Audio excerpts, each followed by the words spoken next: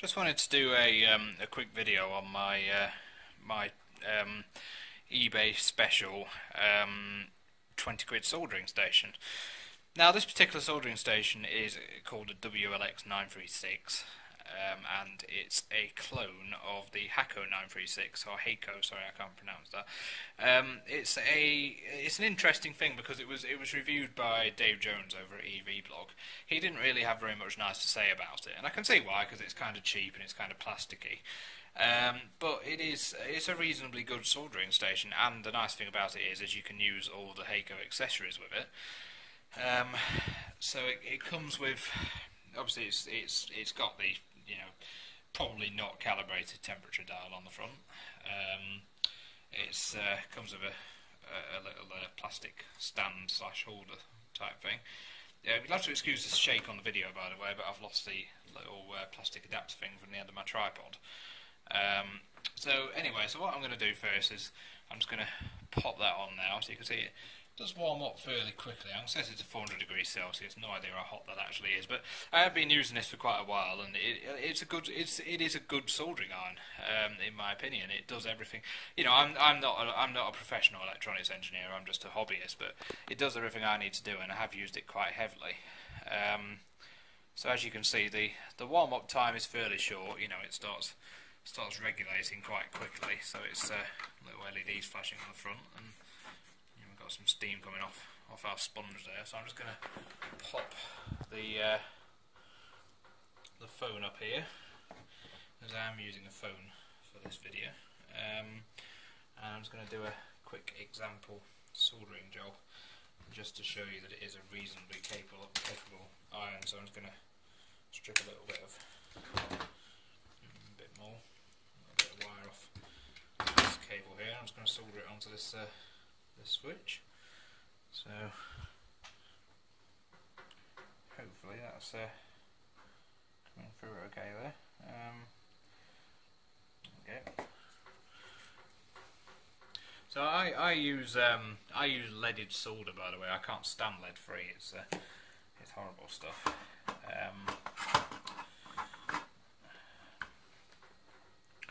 So as you can see, it's hot enough to melt solder. Now this is quite a big solder joint. There's a lot of heat required to go into this joint. It's quite a big terminal. So, but as you can see, it doesn't have any trouble at all soldering that. And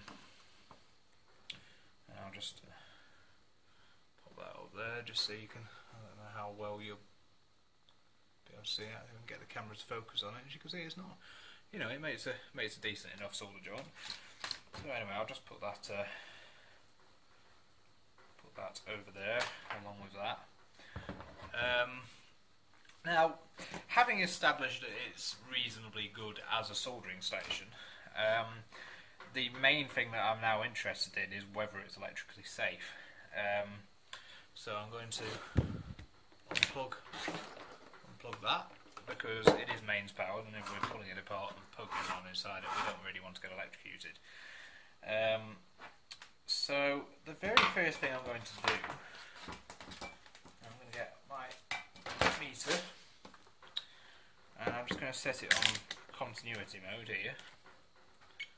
You can see we've got the continuity. Oh, we've got a bit blurred there, haven't we? Let's see if we can get that back into focus.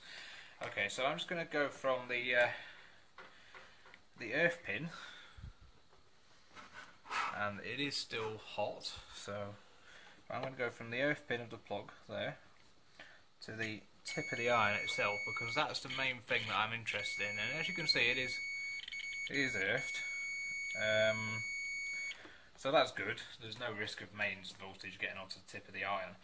However, one interesting thing is that the shell of the connector of the the shell of the DIN connector is not, however, earthed. I don't think that's connected to anything actually. Looking at the insides of the thing, I'll just turn the old iron off there, and I'm actually going to unscrew that. And oops, it's all a bit plasticky and a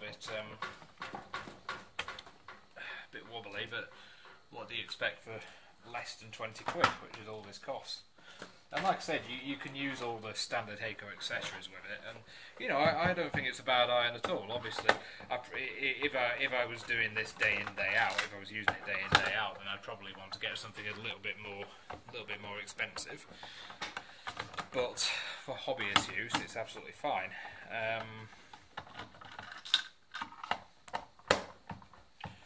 So I'm just going to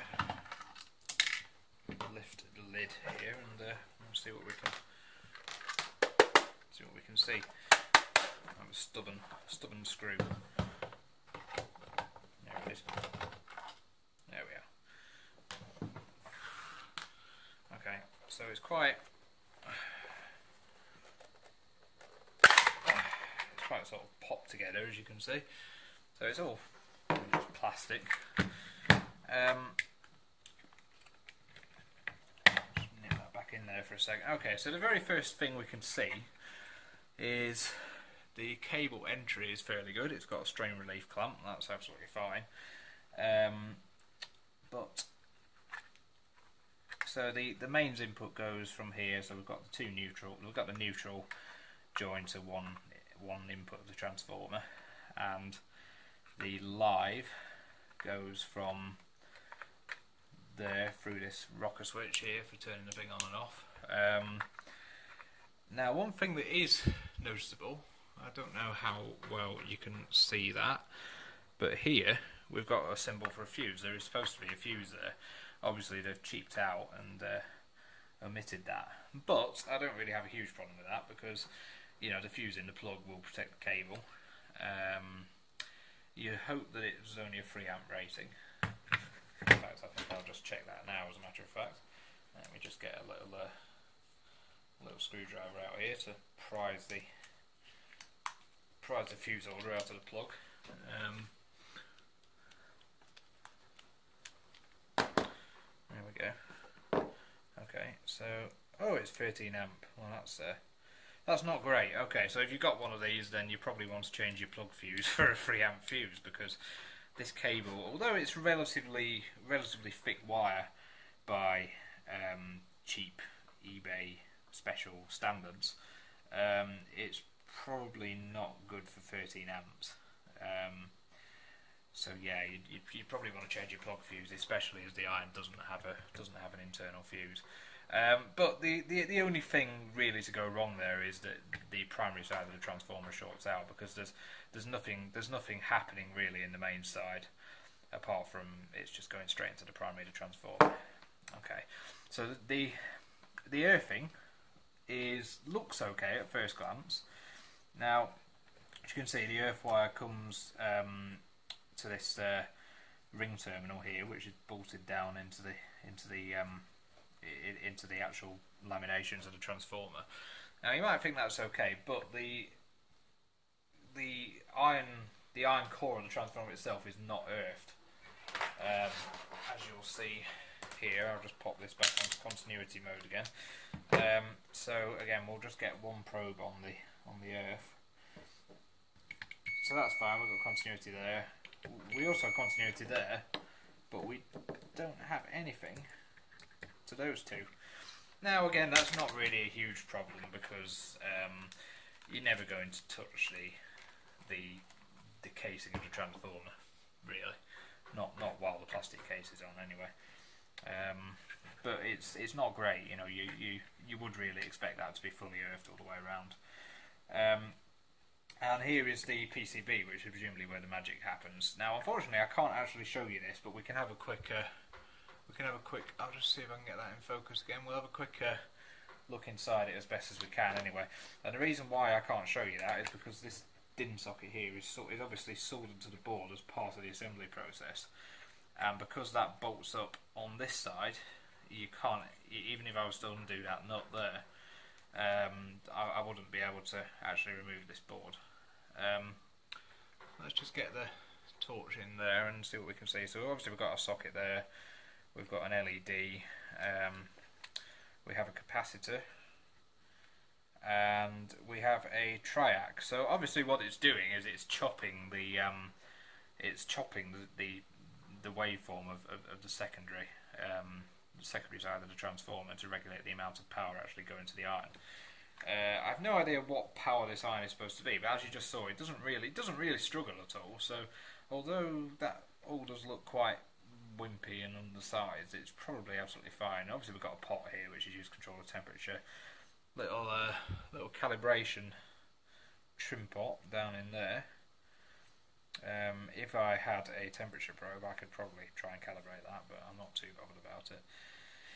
So yeah, it looks okay. You know, we've already established that the earthing is okay and that the actual tip of the iron is earth. So yeah, in conclusion, I'm relatively happy with it. Like I said, it's probably not what you'd buy if you were using it day in day out if you were a professional, but for occasional hobbyist use, I think it's absolutely fine, to be honest. Now the other thing that Dave Jones touched on in his videos is the fact that it says ESD safe and the plastic is probably not ESD safe, but you know, it's a 20 quid soldering iron. What do you want for 20 quid? Would be what I say, to be honest. I'm going to pop that back together. I've been using it as my main iron. It's done quite a lot and I've had no real problems with it. And it's certainly better than one of those pencil type soldering irons that plugs directly into the mains. There's no question about that. So if you're in the market for a temperature control solder station, you don't want to spend too much, then I think one of these is quite a nice buy. Just pop that back together again. This connector isn't half a bit fiddly.